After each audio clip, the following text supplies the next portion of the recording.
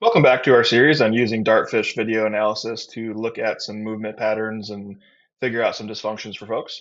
So my buddy Ron has once again helped us out by volunteering for us to look at his conventional deadlift.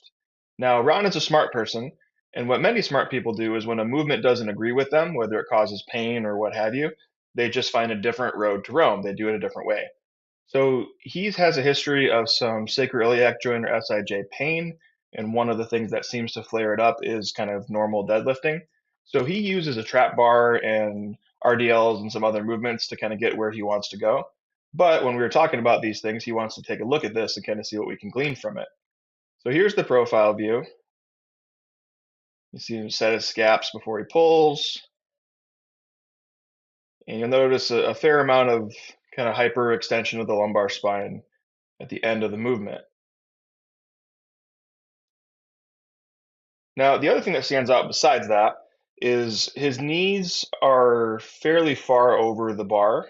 So we would want to correct that by either adjusting the bar position to be a little bit more midfoot as opposed to all the way up against his shins, and or to find a way to acquire tension before he pulls by sitting his butt back a little bit further, getting a little bit more hamstring engagement, and having a more vertical tibia.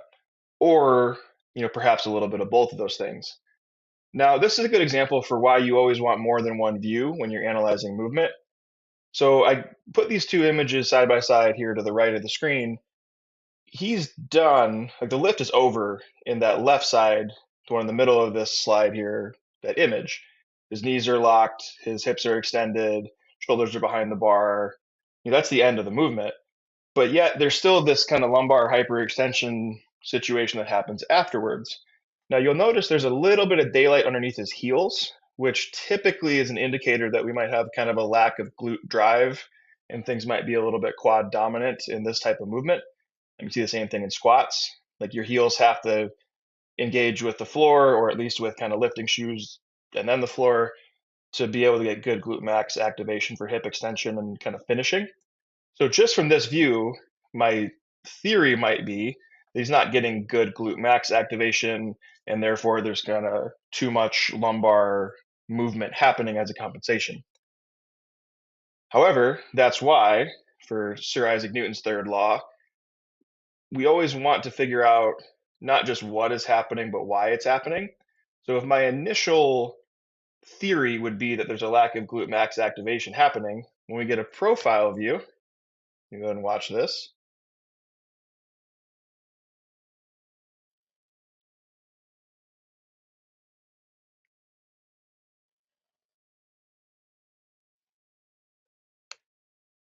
So we're getting glute max activation. So I'm going to stop the video right about there. That's where that side view where I was saying like the movement's over at this point. So glute max activation is not the problem here. Like that's fine. So there's still a couple of milliseconds after this point in time where that lumbar extension bit is still happening. See the shadow descends over the land there. So it's just a lot of compression and a lot of extension. I think that really comes back to that setup. So his bar path is going to be more kind of serpentine, more like an S to come around the knee before coming back towards the hip.